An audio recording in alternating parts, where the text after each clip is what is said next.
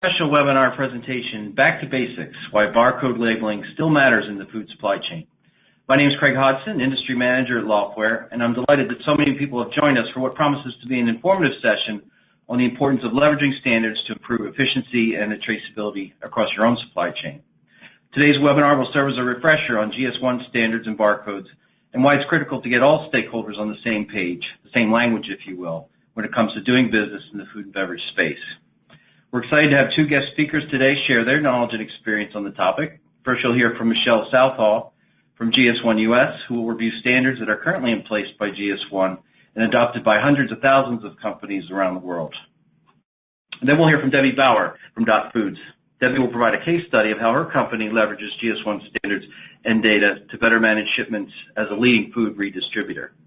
I think you're really going to enjoy what both Michelle and Debbie have to share. But before we get started, just a few housekeeping items. Today's webinar is being recorded, and you will receive a link to the program shortly after its conclusion. You can submit questions at any time using the Q&A panel in the GoToWebinar tool in the interface there. We'll get to your questions at the end of the program, and if we do run out of time, we'll certainly be sure to follow up with you directly. The webinar is scheduled for 1 hour, and we do want to be respectful of your time. So let's quickly take a look at our agenda. I'll start by providing a brief introduction to Loftware, and then I'll turn it over to Michelle and Debbie, who will address the importance of using standards, barcodes, and unified systems to support supply chain execution. We're so caught up today in new technologies like IoT, blockchain, AI, machine learning, etc., and their expected impact on the supply chain that we often overlook some of the essentials to moving product more efficiently within your own organization and, of course, with your trade partners. After Michelle and Debbie's presentation, I'll take a closer look at labeling and artwork management in the food and beverage industry and how these functions are converging to help you gain greater efficiencies while improving overall traceability. And then we'll finish with the Q&A session. Okay, now for a little bit about Loftware. If you've joined us on previous webinars, there's a slight but very important difference to this slide. Loftware has always been the global market leader in enterprise labeling, but with our recent acquisition of Gap Systems, we can now include artwork management as part of our solution portfolio. I'll tell you more about this combined offering a little later on, so please stay tuned. But Loftware has over 30 years of experience in enterprise labeling. We have more than 5,000 customers, including some of the world's largest, most successful organizations. And with customers in more than 100 countries, our solutions and services are designed for global deployment. This enables companies to manage all the nuances of labeling and now artwork management, including regulatory and language-specific requirements. Loftware is headquartered in Portsmouth, New Hampshire, which is just north of Boston, and we are a full-service provider of software, services, and support across North America, EMEA, and APAC. We're proud of our many industry-specific and supply chain-centric thought leadership programs, including, of course, webinars like this that we host on a regular basis. In addition to being a long-standing GS1 solutions partner, Loftware is also a certified partner with both SAP and Oracle, as we work closely with hundreds of customers to integrate and optimize labeling and artwork management within their SAP and Oracle environments. Of course, what's been most important in Loftware has been the many great customers we work with and continue to work with across all industries. By partnering with leading companies like this and with organizations like GS1 and gathering feedback, we've really built significant domain knowledge over the years to go along with the software and services tailored to meet the unique needs of any industry and any business. And here you see some of the customers we work with in food and beverage. Some really well-known names here, but really we work with customers of all sizes to optimize labeling and artwork management and really drive efficiencies across the supply chain. Okay, with that, let's get to our guest speakers. I'll introduce both Michelle and Debbie here. As Director of Industry Engagement for GS1 US, Michelle Southall works with members to define best business practices for the implementation and adoption of GS1 standards-based solutions. Michelle has focused on supply chain traceability opportunities in the U.S. fresh food industry for the past 5 years, aiding in developing a traceability guideline for the seafood and dairy, deli, and bakery industries, and co-leading several traceability planning workshops. She also has a special focus on the Food Safety Modernization Act. As Director of E-commerce for Foods, Debbie Bauer was instrumental in developing the Foods e-commerce strategy and infrastructure. She and her team are responsible for EDI, data synchronization, data accuracy, and various other technologies that DOT relies on for the automation of business processes with suppliers, customers, brokers, and buying groups. We're so thrilled to have both of you share your insight today. Michelle, we'll start with you. The floor is yours. Thank you, Craig.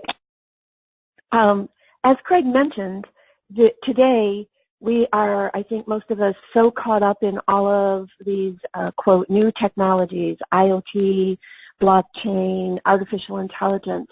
And as Craig and I were talking about the progress of industry today, we thought that maybe what we should do is help you all understand that although those are very cool technologies, we still need the basic foundation of unique identification in order to make all of those frameworks work. So that's what I'd like to share with you today. First, let me remind everyone that when GS1 presents, we adhere to the Antitrust Caution. We're not really going to be having too much of a discussion today, but I just needed to do that to keep our legal people happy.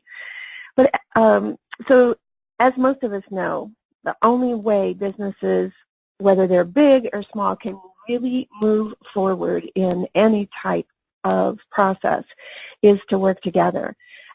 We need to be able to understand each other anywhere in the world and how things work. So business requires that common language, and GS1 Standards make that possible. The global language of business, designed by industry, makes it possible to be able to identify, capture, and share information automatically and accurately about products, business locations, and then we always say and more, but in this case we're talking about more business processes. First, let me maybe share with you a little bit about the difference between GS1 and GS1 US. We talk often about GS1 Standards. I just wanted to help everyone level set that there is a global organization called GS1, and they host over 110 member organizations around the world, serving all different types of businesses. We support 2 million companies using GS1 Standards. Today, it's probably increased even more than 5 billion GS1 barcodes are scanned every day. We'll go into a little bit about how we can tell what the difference is between a GS1 barcode and maybe some type of proprietary barcodes. There are today over 10 million products assigned UPC codes, or the GS1 US identification for products, that are stored in our GS1 US data driver tool, now referred to as the data hub. And then again, there are also over 10 million products registered by brand owners in the GDSN, or the Global Data Synchronization Network. So GS1 is the global organization that helps support any one of the local member organizations like us, GS1 US. A little about GS1 US is, of those millions of companies, we support over 300 businesses across 25 industries in the United States. I think, again, the thing to call out often is the fact that industry designs the standards and the practices, and we as GS1 staff continue to support the alignment of those standards so that when products may cross industries or practices cross industry types, everything still works in that global language of business. GS1 US today leads industry initiatives in apparel and general merchandise, food service, healthcare, and retail grocery, with key focus areas that include business to business, business to consumer, data quality and data management, inventory efficiency, product and location identification, traceability, and even consumer and patient safety. We focus also on administrating the GS1 system of standards. Again, in order to keep that identification unique, we have to help people understand how to build their identification numbers so that they do not conflict with others. And because our members have asked for help on either understanding or implementing the standards, we now provide several different types of services, like support services of this is a GTIN, or use these unique identification and these type of processes to end up with a final result. Several types of tools, a G10 calculator, a data driver or data hub to enter your key core product attributes. And of course, education and training, which is honestly what we had been doing up until maybe about 10 years ago when we found out that people really need the GS1 US staff's knowledge on actually implementing those GS1 standards. And I think the other thing, and one of the biggest things that GS1 US can offer any of you, whether you're a company prefix holder or just a user of the standards, is that we connect communities through both events. We have an annual conference every year where our member companies are the ones who share their information and their learning. So all of the conference sessions are presented by people who are really doing this stuff. Again, not by GS1 US staff saying this is the dream of the way people should do this. And then we've also begun holding online forums similar to these types of webinars, but even discussion topic online forums.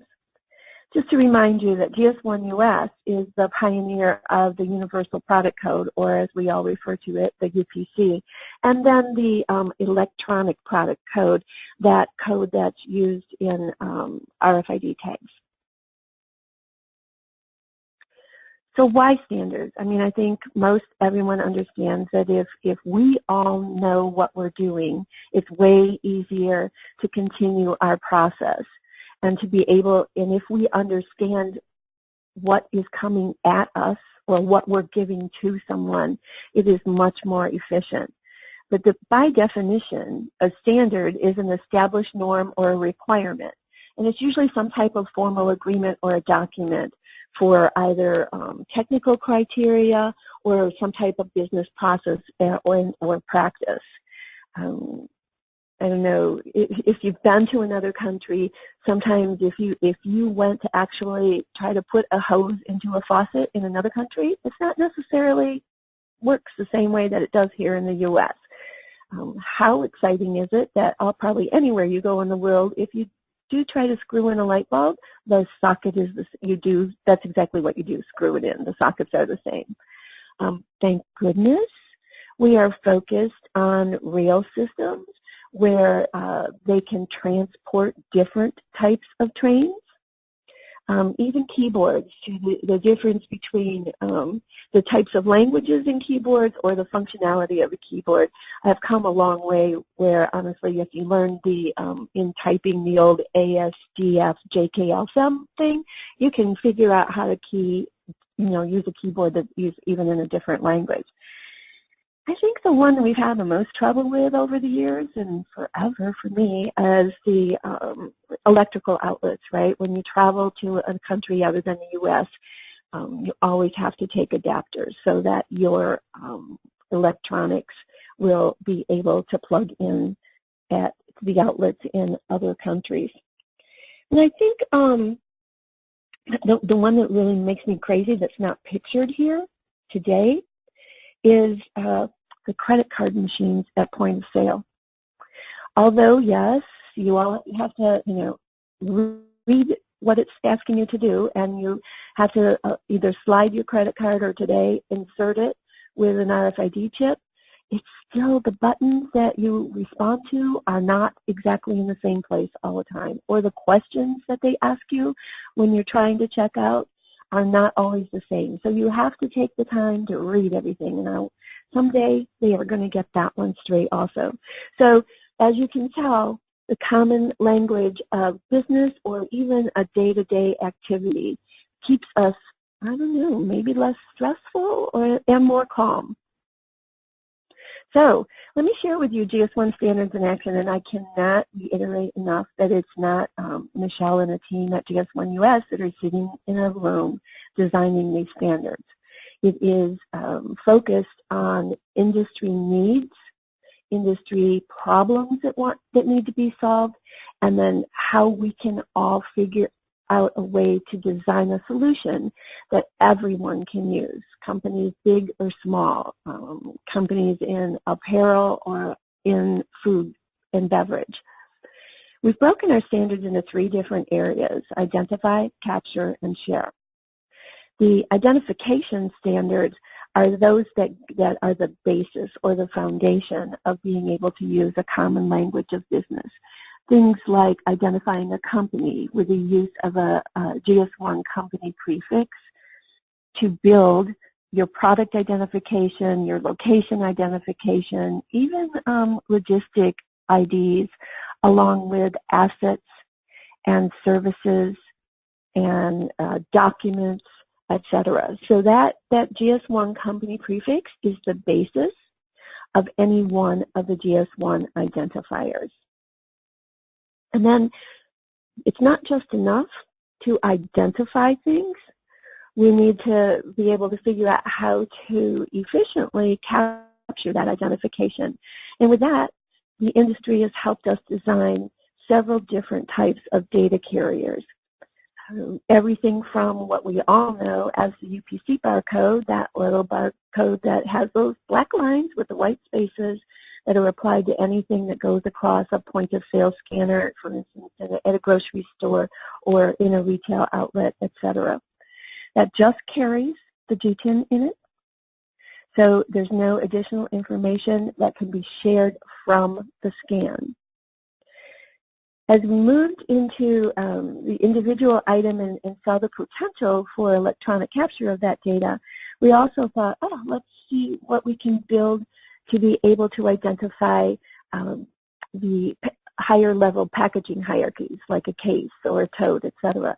And with that, we designed what we call the interleaf 2 of 5, or the ITF14.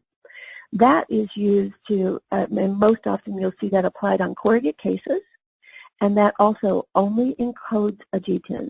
So just the GTIN. If you need additional information about that product, you either have to manually capture it from reading the box or the label, or sharing information about that shipment or product through some type of EDI that Debbie's going to help us with a little bit later.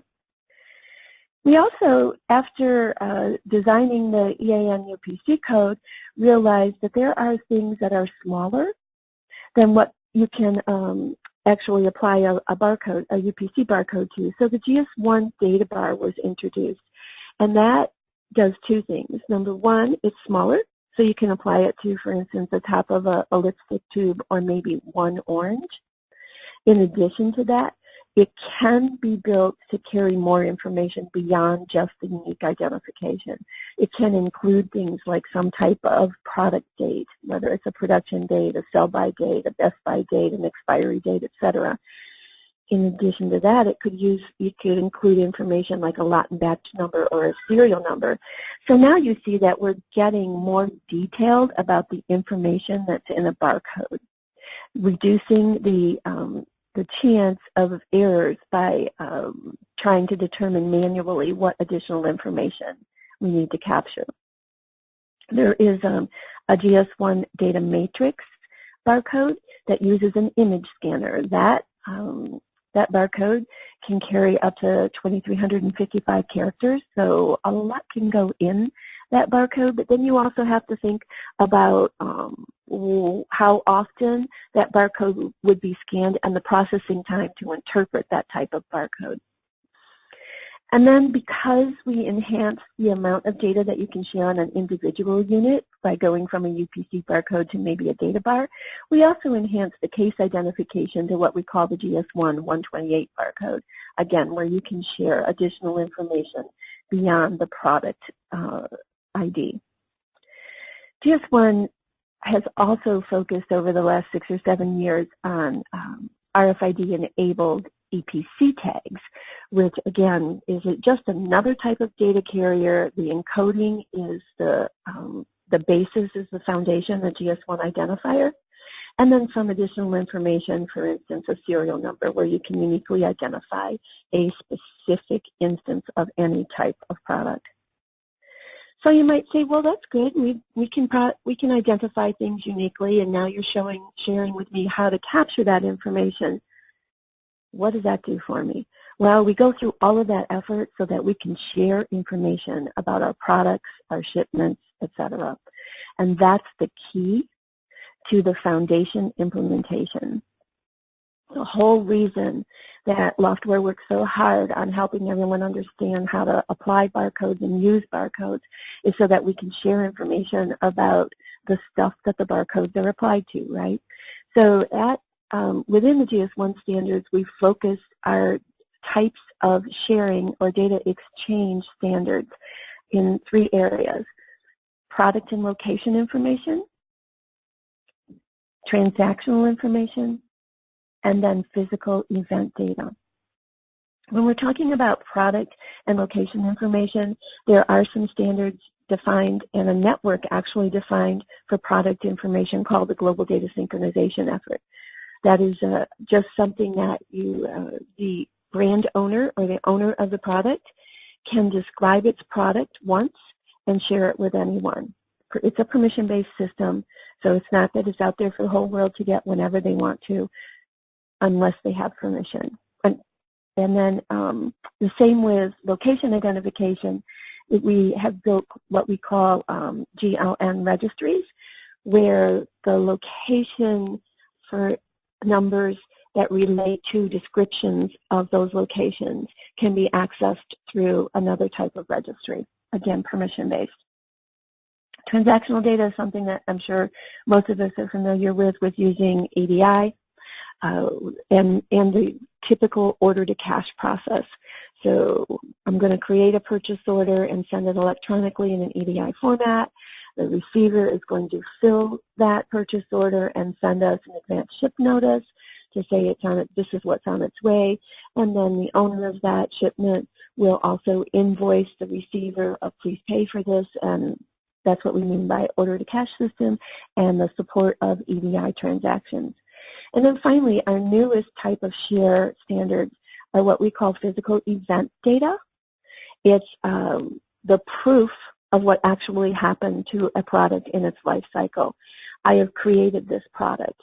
I have maybe transformed this product, so added ingredients to something, or added several parts to create a computer, for instance, and document those parts so that as we go through the rest of that product's life cycle, we can always refer to its origin or the places that it's been throughout its life cycle to determine whether or not maybe a challenge has occurred during the actual end result of going to an end consumer.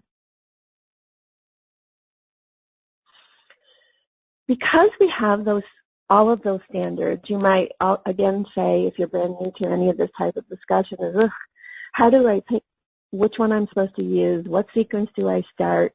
And what is everyone else using? Well, the GS1 community has designed what we call industry guidelines for traceability for all of the different types of industry sectors.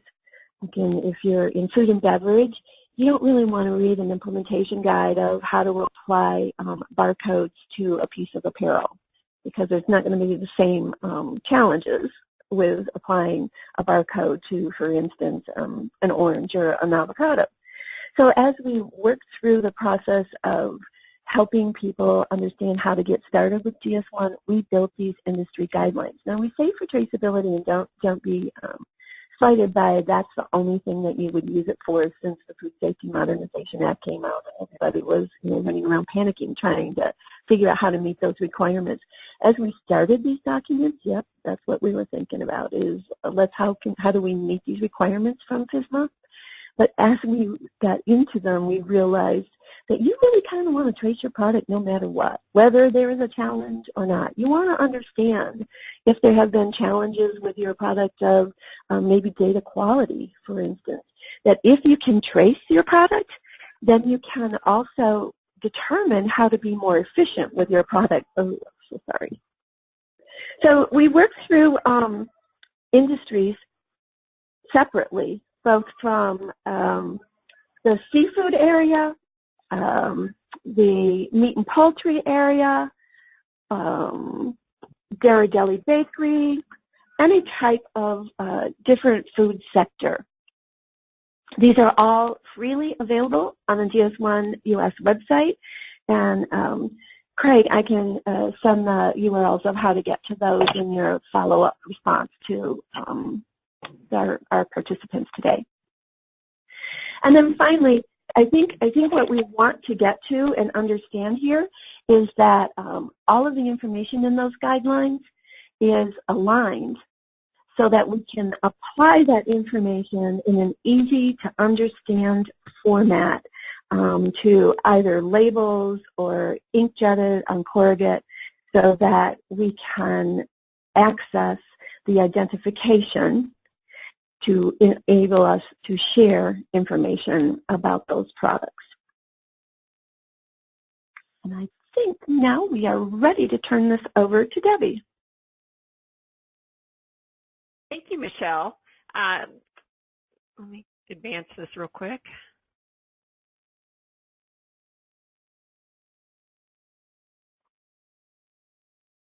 Okay, there we go. I'm with Dot Foods, and we actually are a privately held company that is family-owned, and we are a redistributor, as Craig mentioned. And really what we do is we take a complicated supply chain with lots of small shipments, and we make it more efficient. So that's kind of our role at a high level. We actually started in the ingredient side, working with food manufacturers back in the 60s, and we are primarily, or have been primarily, in the food service industry. Probably 75–80% of our business is still food service. So we, food service is notorious for having a complicated supply chain, and so we've found, that we can add a lot of value in providing consolidated shipments to our more than 4,000 distributor customers weekly and some multiple times per week. But more recently, as we've gotten into the retail industry, we found that, we originally had thought that retail was all full truck shipments and not as much complexity, but we've actually found that there's a lot of opportunity for us in the retail side of, and that is the fastest growing area of our business, with C-store, grocery, drug wholesalers, mass like your Targets and Walmarts and that, actually have a need for redistribution as well. And also just with our more than 127,000 items, and actually that's, I'm not sure why that's not showing up correctly, but it actually should be 43,000 stocked, not 3,000, and more than 900 manufacturers. We just allow distributors to offer a more broad offering, which is really what the consumers want today. We have 10 distribution centers across the country. The slide's a little out of date. The Arizona distribution center is operational already. And then our headquarters is in Mount Sterling, Illinois, and that is also our hub and our largest warehouse. We also have a joint venture in Mexico, and we've recently gotten into Canada in the last year or so, and so we have locations in Canada as well. So this only shows our U.S. locations. But I'm here to talk to you today about what we're doing with the EDI Advanced Ship Notice in conjunction with scanning, and how that helps automate our operation. So we'll dive right into that. Just to level set, EDI, Michelle already kind of explained what that is, so we'll focus in on the Advanced Ship Notice, which is an EDI 856. It's a shipping document, so it should exactly match the contents of that truckload that you're sending or about to receive. So the timing is that when the load leaves the manufacturer's facility, the ASN should be sent at that time. After the truck is loaded and any shorts are known, it should be sent. That way it arrives hopefully before the truck arrives at the recipient's location, so that it can be used to automate the receiving process. It's got a hierarchy to it that should match how that truck is loaded. Starts with the shipment level, order, care, which would be pallet level, down to the pack and item levels, and even can get down to the lot level. And it can be sent by the manufacturer or supplier, or it can be sent by their third-party warehouse on their behalf. We've started this several years ago, and we are pretty far along. So we have a high percentage of our suppliers, at least our inbound volume, where our suppliers are utilizing an ASN with us. And a high percent of those do have lot and expiration date. So these are fields that we started requiring more recent years to use as part of our receiving process. We did not require them initially, so we're still playing catch up with those. As far as benefits, where we started with the ASN was really just to update the expected quantity on our PO. And we also updated catch weights, which are random weight items that are not, the exact weight is not known until it's picked for shipment. And so we could update our costing on those internally if the supplier would send us the actual weights when the product was shipped. So we used it for those two things, as well as being just kind of an electronic shortage notification to let our buyers know that the supplier is, is going to short us on an item, and the system would automatically make that update for them to the PO. And that helps with better communication to our customers. So obviously if we're going to be short, then there's a potential it could impact our customers. So the sooner we can let them know, the better off they are. And it also helps us get that back on order so that we can hopefully not short them multiple times on that item. With the manual world, you have to wait till you back that truck in and get it received, if it sits on the yard, and, just any little delay could potentially cause you to not get that back on order soon enough. Then it's also for traceability aspect, you receive this unique pallet ID on the pallet, and on full pallets, that unique pallet ID can flow all the way through and outbound from us to our customer, so provides that traceability and unique ID. And then it facilitates track and trace because, if we could do recalls by lot number, ASN would facilitate that. It's one method of receiving lot numbers on shipments. Scanning and capturing from GS1 128 barcodes on the cases is another option as well, and I'll talk more about the difference between the two later. And then it just really helps you have more accurate and efficient receiving processes. It really laid the foundation for something I'm going to talk about a little bit more in a later slide, which is our tablet receiving. And with that new program, it really, it relies on having ASN data, and we estimated that it saved us roughly 20%, in our receiving operation in whole, not just the ASN pieces, but all together. So, and it allows for you to pre-plan what you're going to receive, because the ASN should match exactly the contents of that truckload. These are the fields. I won't read through all of them that we require. We started off requiring less and then added additional requirements of the lot number, expiration date, production date, and the SSCC, which is that unique pallet identifier. Some people call it the license plate, that is transmitted in the ASN as well as barcoded onto the pallet label. As far as our automated tablet receiving that I referenced, where we had a savings across our operation, we developed an app in-house to do this, and it allows the receivers, so previously they were getting paperwork and they were walking that back and forth to the office. So the identification of the products on the pallet of what they were going to receive was all done manually. So they were glancing back and forth between the boxes and the paperwork, trying to figure out if they had, which product they had.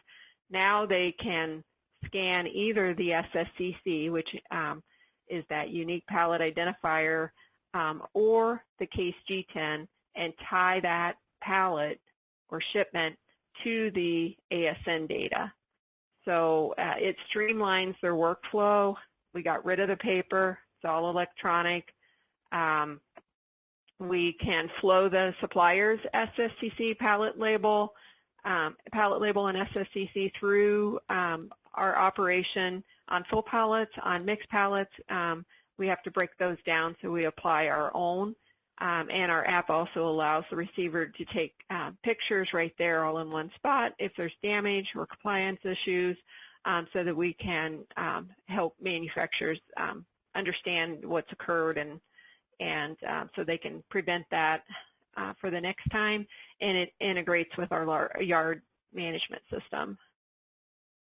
These are just a couple screenshots that show they have the choice to scan either the SSCC or a case G10, and then it brings up information about that product. And this slide just really is showing some raw ASN data. If there's any EDI geeks on the line, you'll appreciate that, and how the tear level of the ASN, or the pallet level, this unique identifier for the pallet, the SSCC, is transmitted and then is also printed on the right-hand side as a barcode that is scannable and will tie the two together systematically. Then the next slide is really just showing the other option we have if that SSCC is not present, or for some reason the pallet label is not present, or it's not scannable. We can scan the G10 potentially on the case and match to the ASN.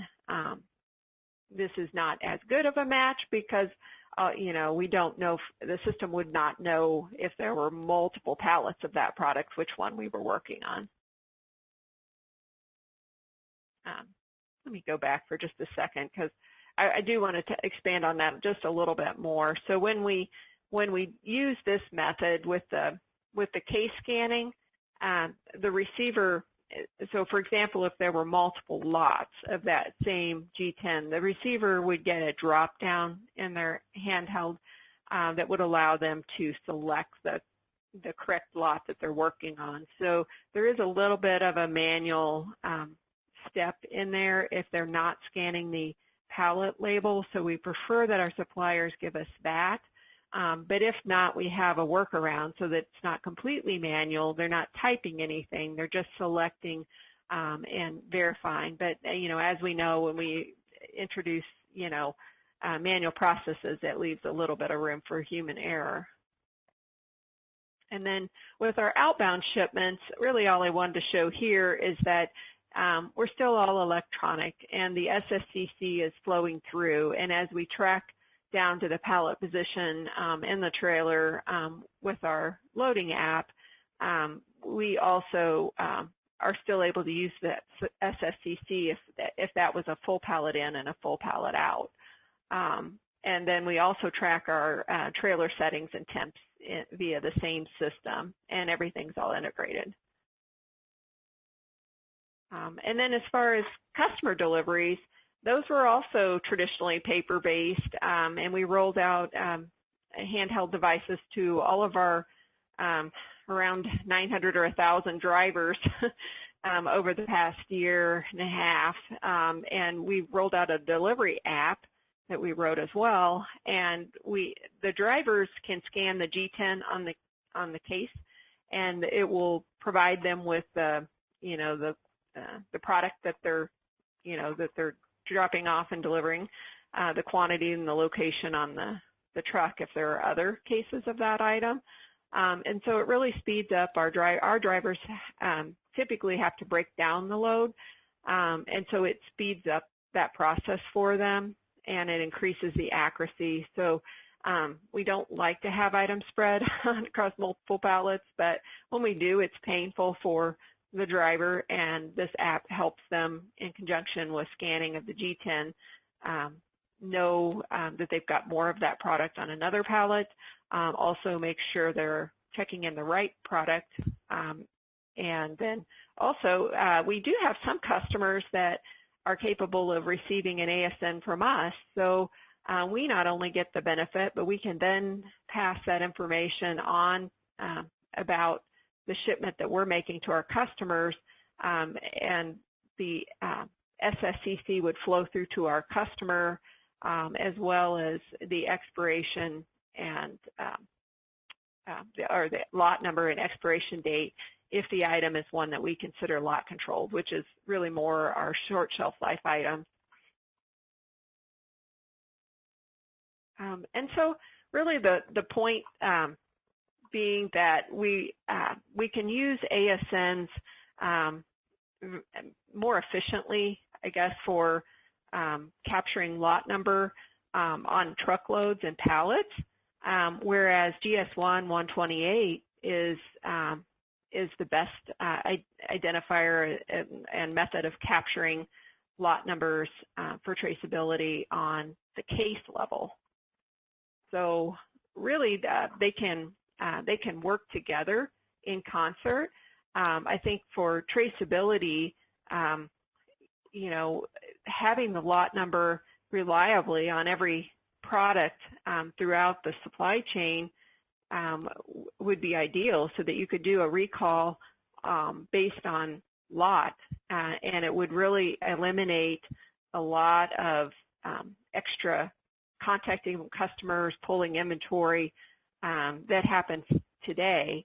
I think today most people aren't quite there yet, and so recalls are conducted by PO number. So we you know, we cast a wider net to make sure that there's not that risk to the ultimate end consumer, and so we do contact a lot of extra customers in the process, and that introduces waste. So in the long term, we would want to get to recalling by lot, and only those lots that were impacted would be pulled.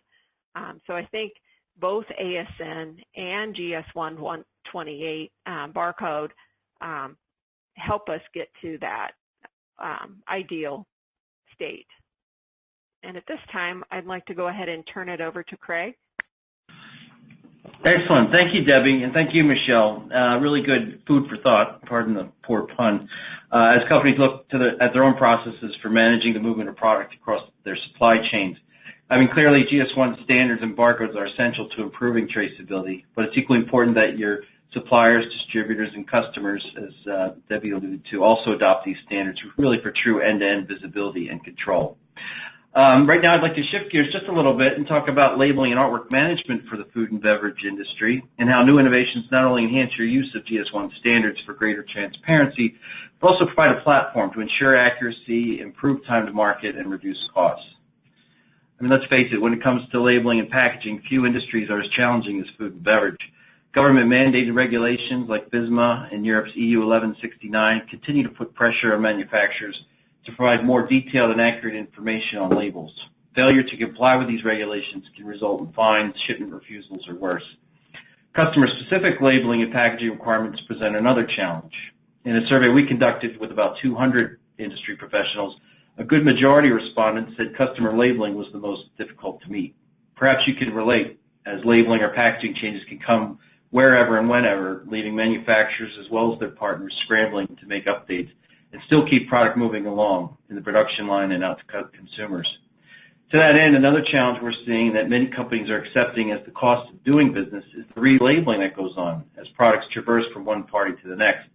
In fact, many food companies are spending thousands, even millions of dollars relabeling goods from their suppliers. It's a significant drain on resources And yet many food producers continue with this practice because they want to be sure inbound ingredients align with their process. And even as companies start to see the value of replacing disparate siloed labeling solutions with a standardized approach, other challenges do arise. I mean, does labeling integrate with existing data sources? Will labeling or packaging scale to adapt to changing business conditions, whether it's through mergers and acquisitions or simply adding a new distribution partner? And what about when entering new markets? Can you quickly accommodate language requirements and still ensure brand consistency? By treating labeling and packaging as a strategic process, food and beverage companies are able to achieve and sustain compliance, adapt to customer requirements, improve traceability, and drive other efficiencies. Here's a rather simple depiction of the packaging and labeling hierarchy that exists within most food manufacturers. There's packaging artwork and labeling at the product level that not only includes vital nutritional information, but also branding, graphics, etc., production data as well, like expiration dates. Then there's the carton or container that typically holds several products that will wind up at the grocer or retailer. This has a separate label with additional data to ensure the safe, proper handling. And lastly, there's the pallet or case level that Debbie was referring to, which may have several cartons, and that gets into its own label for shipping. And here again, you may have special delivery instructions and language requirements depending on where it's going. If you could centralize the creation and management of artwork and labels, you can see how this would help prevent costly mistakes. So I'm going to skip one slide and get right into the nuances of labels and how they've grown complex in recent years. Here you see a label that might go on a carton, say, of frozen food heading overseas for distribution. With today's label requirements, you may need to accommodate a range of variables, often within the same template. Now, this is a bit of a mashup of elements that might necessarily go on your carton labels. In other words, your labels may vary, but hopefully you get the idea. For example, say your distributor wants to sell your product under its own name. You may need to add their branding, including specific colors, fonts, logos. When entering different regions of the world, your labels have to be in the local language. There are more graphics on labels today, too, like safe handling instructions. And as the data continues to grow and diversify, whether it's coming from your ERP, your WMS, or the manufacturing line, your label must keep up and reflect the latest, most accurate information. There's also, of course, the barcodes that we've been talking about that need to be incorporated. Michelle and Debbie certainly covered the necessity of using GS1 128 barcodes to improve traceability. But you may get to the point where you need to add the 2D data matrix barcode that Michelle alluded to, which contains a lot more machine-readable information. In terms of regulatory information, you also want to add the contained statement box where applicable, along with any other mandated health information like USDA inspected seal. Again, you may not ever have all of this on a single label. The point is there are growing expectations outside your organization that dictate the need to create and manage labels and the data they contain faster and easier than ever before. How can you accommodate so much variability and still streamline processes with the added pressure of getting product out the door ASAP? Interestingly, if we look at the packaging, it too has become more complex, so much so that it actually shares requirements of the label. This example is filled with color and imagery and is very design-centric, but as you decompose this artwork, you'll see that there are many of the same elements that we saw on the label on the previous slide. These elements include product information, master data, regulatory, production information, different languages, and of course the images and branding.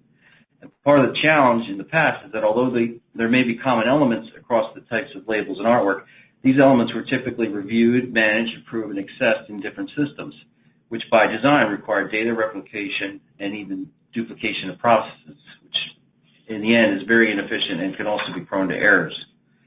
So when you take into consideration the commonalities or shared requirements between labeling and packaging artwork, and look at emerging trends across all industries, you can begin to understand why these previously separate solutions should come together as one, which is exactly what Loftware has done with the creation of a new single digital platform that brings together enterprise labeling and artwork management. This cloud-based platform, just introduced in March, redefines how companies create, manage, and print complex labeling and packaging artwork across their operations. At its heart, whether it's used for labeling, artwork management, or both, this scalable, configurable platform leverages key innovations embedded within the systems, like advanced workflows, content management, business rules, enterprise integration, and unrivaled print capabilities to help companies dynamically address ever-evolving customer and regulatory requirements. More importantly, because it is centralized and integrates seamlessly with your sources of truth, it enables companies to improve their time to market, mitigate risk, reduce complexity, and, of course, dramatically enhance traceability.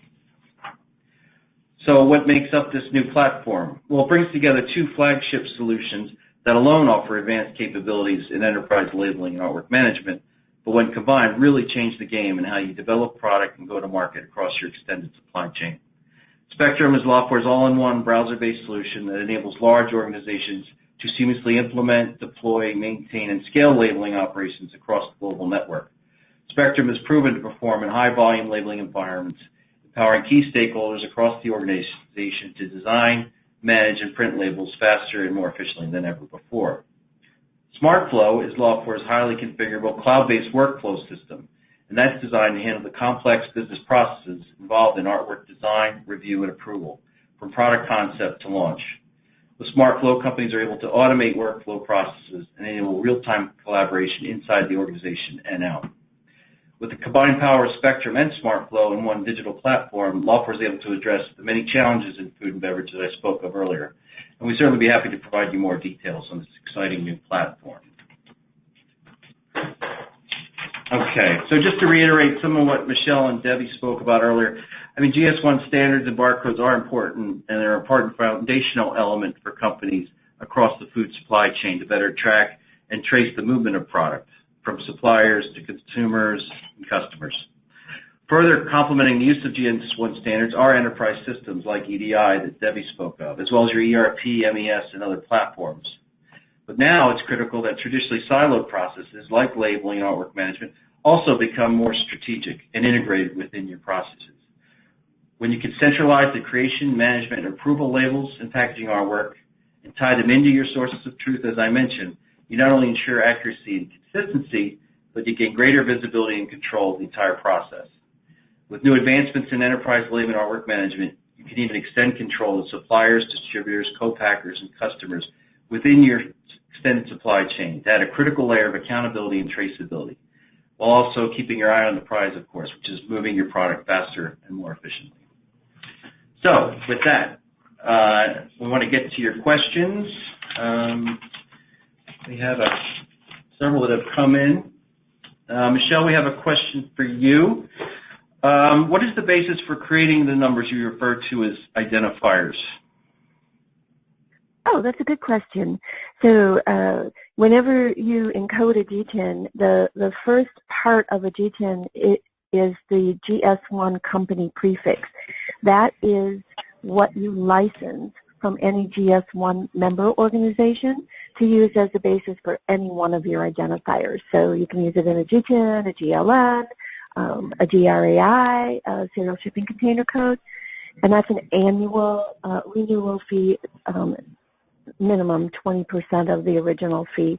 So company prefix is the foundation of any GS1 identification number. Excellent. And here's a question. I think it's probably for Debbie, but Michelle, you can weigh in as well.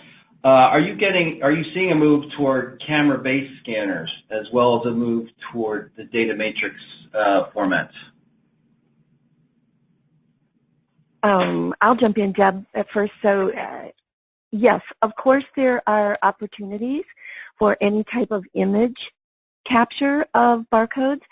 I would say today, however, that is focused more in electronics warehouses, not so much in the food and beverage industry, and most of that is simply because it is a different type of process, and as you can imagine, the scanners are more expensive.